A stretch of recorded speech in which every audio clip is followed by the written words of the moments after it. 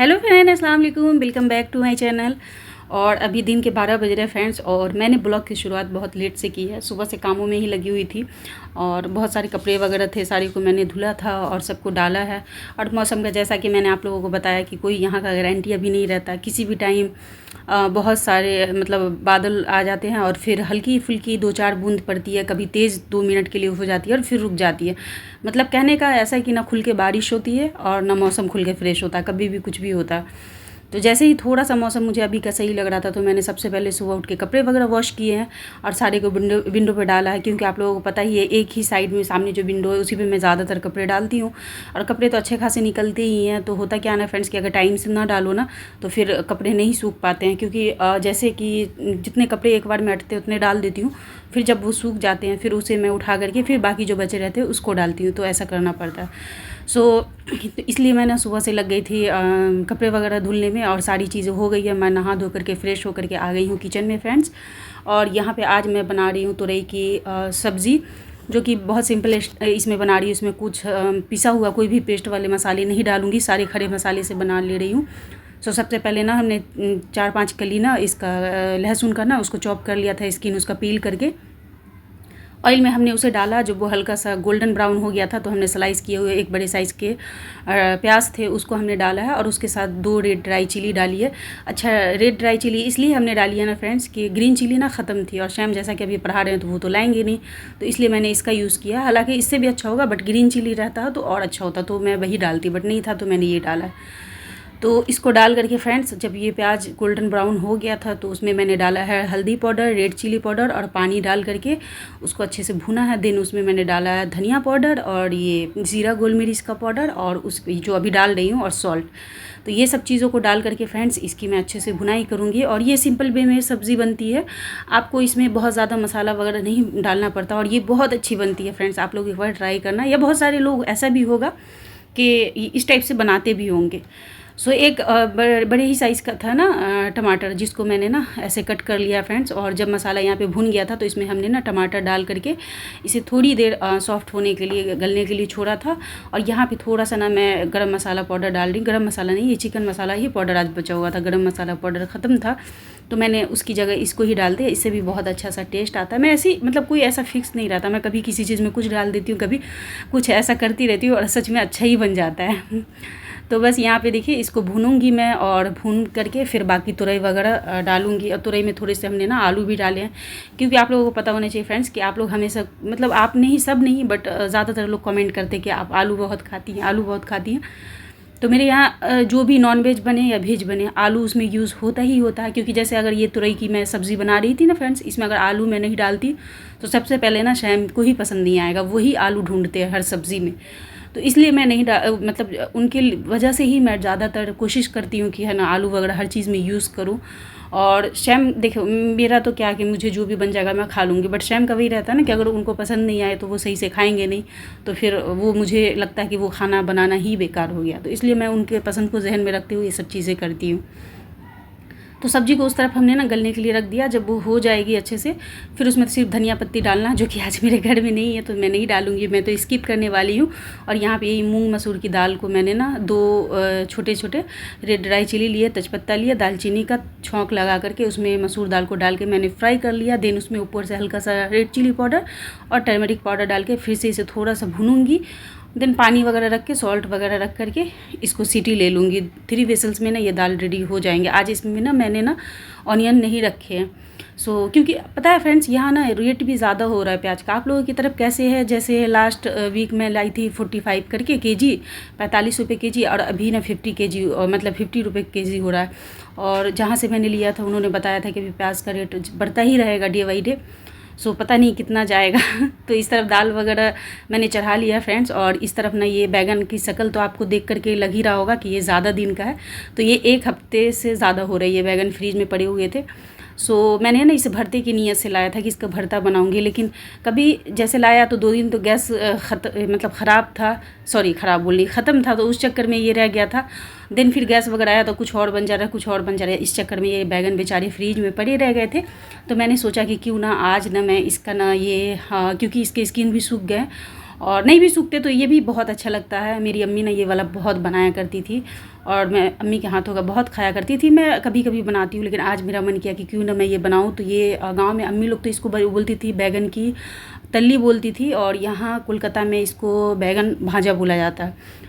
सो वही मैं बना रही हूँ फ्रेंड्स। तो सबसे पहले ना हमने बैगन को अच्छे से धुल करके क्लीन करके कट कर लिया, और यहाँ पे अच्छे से जो है ना इसमें आपको हल्दी पाउडर डालना है, सॉल्ट डालना है और रेड चिली पाउडर, बस इतना ही और ज़्यादा कुछ भी नहीं।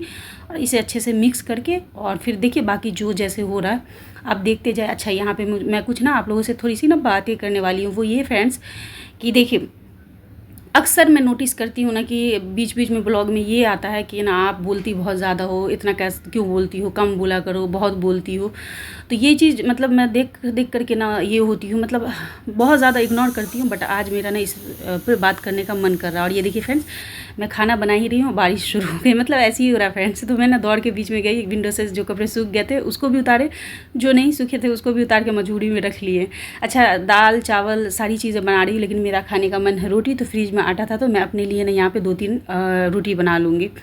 हाँ, तो मैं कह रही थी कि देखो मेरा ब्लॉग है, मैंने कितनी बार आप लोगों को क्लियर किया कि अगर मैं ना बोलूँगी, अभी जैसे देखिए मैं कुकिंग कर रही हूँ, यहाँ पे मैं कुछ नहीं बोलूँ और चुपचाप कुकिंग का चलता रहे, आप लोग क्या देखना पसंद करेंगे। और मेरा ब्लॉग है तो मुझे ही सारी चीज़ें एक्सप्लेन करनी पड़ती है। अब होता ये है फ्रेंड्स कि देखिए मेरे घर में सिर्फ मैं और शैम हूँ, तो या तो कभी शैम ब्लॉग में आते हैं, ज़्यादातर वो बिज़ी रहते हैं तो उनको मैं ज़्यादा डिस्टर्ब नहीं करती। जब उनका मन होता आते हैं, नहीं मन होता नहीं आते, मैं उनको फोर्स भी नहीं करती।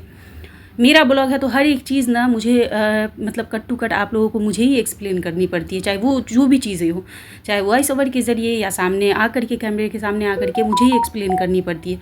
इसलिए आप लोगों को लगता है कि मैं बहुत बोलती हूँ, लेकिन पर्सनली अगर नॉर्मल मुझे मेरी लाइफ में अगर कोई दिखता तो सब यही बोलता कि मैं सबसे ज़्यादा कम ही बोलती हूँ। लेकिन क्योंकि ये मेरा काम है, मेरा ब्लॉग है, इसमें सारी चीज़ें मुझे day to night, dinner, lunch, सारी चीज़ें या जो भी चीज़ें आप लोग कुछ पूछते हो तो उन सब चीज़ों को मुझे ना एक्सप्लेन करनी पड़ती है, तो मुझे ही बोलना पड़ता है। होता क्या कि नॉर्मली कि यही होता कि और भरा पूरा घर होता और लोग होते, तो होता क्या कि कभी किसी पे मैं कैमरा कर देती, कभी कोई कुछ बोल लेता, कभी कोई कुछ बोल लेता, तो मेरा ब्लॉग बन जाता और मुझे कम बोलना पड़ता। अब होता है कि इकलौती मैं ही रह जाती हूँ अपने ब्लॉग को पूरा करने के लिए, तो पूरे ब्लॉग में ना मुझे ही बोलना पड़ता है, चाहे वो जो भी चीज़ें हो। वरना बाकी किसी की फैमिली ब्लॉग रहती है तो बहुत सारे लोग रहते हैं, तो कभी किसी पे कैमरा कर दिया, कोई कुछ बोल दिया, कोई कुछ बोल दिया, ऐसे ही करते करते पूरा ब्लॉग कंप्लीट हो जाता है। लेकिन मेरे केस में ऐसा नहीं है, आप लोगों को पता है। अगर मैं ब्लॉग नहीं डालूंगी, नहीं बोलूँगी, तो उसमें भी कुछ लोग हैं कि ब्लॉग नहीं आता। वो तो खैर अच्छी बात है, जो मेरे चाहने वाले, जो मुझे प्यार करते हैं, उनका होता है कि वो परेशान हो जाते हैं कुछ भी हो ब्लॉग बनाया करो।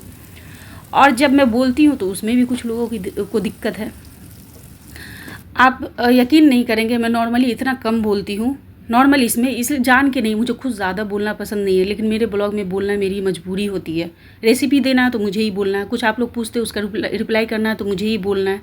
फिर आप लोग कैसे ये सोचते हो कि मैं नहीं बोलूँ? मैं नहीं बोलूँगी तो मेरा ब्लॉग बनेगा ही कैसे, ये आप ही बता दो। सो मैं इन बातों पे ना ज़्यादा नहीं डिस्कस करना चाह रही थी फ्रेंड्स। कई बार कमेंट आते थे, मैं इग्नोर कर देती थी, लेकिन जब भी ये कमेंट आते तो मुझे हर्ट बिल्कुल नहीं होता है। मुझे ना जब भी मैं ये कमेंट पढ़ती हूँ ना फ्रेंड्स, सच्ची बता रही हूँ, मुझे ना हंसी सी आ जाती है। और मुझे ये लगता है कि लोग ना मतलब बोलते हैं, बहुत बोलती, तो मैं इतना मत बोलो, तो मैं क्या ब्लॉग बनाऊँ? मुझे यही समझ में नहीं आता है कि आप लोग ना बोलते हैं ब्लॉग भी देना है, और जब मैं ब्लॉग बनाती हूँ तो तुम बोलती बहुत हो, जबकि नॉर्मल लाइफ में पता है मैं सबसे ज़्यादा कम बोलने वाली हूँ। मतलब बोलती हूँ, मैं उन लोगों के साथ ज़्यादा बात करती हूँ जो मुझे पसंद है, जिनके साथ मैं फ्रैंक हूँ, बस। बाकी अगर कोई अननोन हुए या थोड़ी सी जान पहचान, तो मैं इतना कम बोलती हूँ कि कभी कभी ना शैम ये हो जाता है कि सामने वाला क्या सोचेगा कि तुम एटीट्यूड दिखा रही हो, इतना कम क्यों। लेकिन वो ऐसा है फ्रेंड्स कि मेरी ये नेचर है, लेकिन क्योंकि ये मेरा काम है, इसमें मुझे ही सारी चीज़ें आप लोगों को एक्सप्लेन करनी है। लंच मैंने बनाया, उसमें क्या क्या बनाया, सारी चीज़ें एक्सप्लेन की, तो मुझे ही बोलना पड़ता है ना फ्रेंड्स। सो इसलिए मैं बोलती हूँ।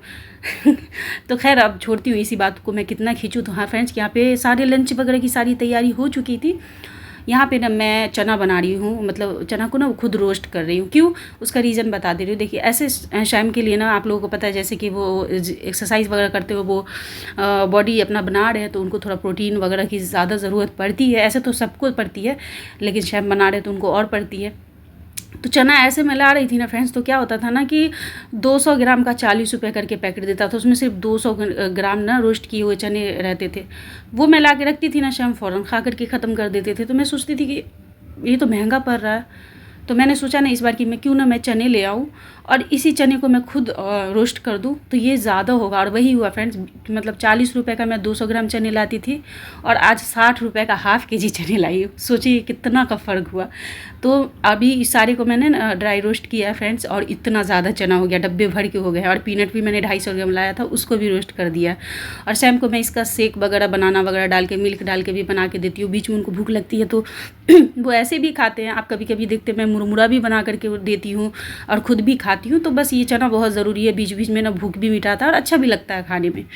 तो खैर वो सारी चीज़ें तो मतलब लंच वगैरह किचन का काम हो गया ख़त्म फ्रेंड्स। अब मैं जैसा कि बोली थी कि बारिश आ गई थी तो जो कपड़े सूख गए थे उसको मैंने उठा लिए थे, जो नहीं सूखे थे मजबूरी थी उसको भी उठा लिया था। तो बारिश अभी तो बंद हो गई है, तो फिर से मैंने जो गीले कपड़े थे उसको डाल दिया और सूखे कपड़े को ना मैं यहाँ पे फुल कर ले रही हूँ, क्योंकि ये सब काम निपटाना ज़रूरी है फ्रेंड्स। बच्चे भी अब आ ही जाएंगे और ये सब करते करते बच्चों का टाइम हो गया था ट्यूशन का, तो बच्चों को ट्यूशन पढ़ाई, उसके बाद मैंने चाय पिया और शाम टाइम में मैं और शैम निकल गए थे मार्केट। कुछ काम था। सो काम क्या था आप लोग देख करके समझ ही गए होंगे। जैसा कि मैंने आप लोगों को कहा कि मैं रूम शिफ्ट कर रही हूँ, तो मेरे पास अलमीरा वगैरह नहीं है, बेड नहीं है, और आप लोग ना कपड़े रखने का बहुत दिक्कत होता था। बहुत टाइम से बोल रहे थे कि नगमा एक अलमीरा ले लो, ये वो ले लो। तो बस उसी नीयत से मैं आई हूँ देखने बेड और अलमीरा। तो दोनों तो एक साथ नहीं होगा। अभी देखती हूँ, प्राइस देखती हूँ, सारी चीज़ें समझती हूँ, फिर उस हिसाब से डिसाइड करूँगी कि कब क्या लेना है। तो वही मैं और शैम देखने के लिए आ गए थे फ्रेंड्स। तो बस यही देखेंगे और घर को जाएंगे और कुछ भी नहीं है फ्रेंड्स। तो बस यही पे ब्लॉग का एंड करूँगी, और मैंने क्या लिया क्या नहीं लिया वो नेक्स्ट ब्लॉग में आप लोगों से शेयर करूँगी, या जब रूम में शिफ्ट करूँगी तब शेयर करूँगी। और शेयर क्या करना, आप लोग तो फिर देख ही लेंगे। तो चलिए इसी के साथ ब्लॉग का एंड भी करती हूँ। मिलती हूँ नेक्स्ट ब्लॉग के साथ फ्रेंड्स। और हाँ, इसमें एक अलमीरा मुझे बहुत ज़्यादा पसंद आया, यही जो सामने आपको दिख रहा होगा। उसकी पॉलिशिंग भी बहुत अच्छी थी और मुझे बहुत अच्छा लगा। लेकिन देखती हूँ कब लेती हूँ, क्या लेती हूँ, तो आप लोगों से ज़रूर शेयर करूँगी। चलिए, अल्लाह हाफ़िज़।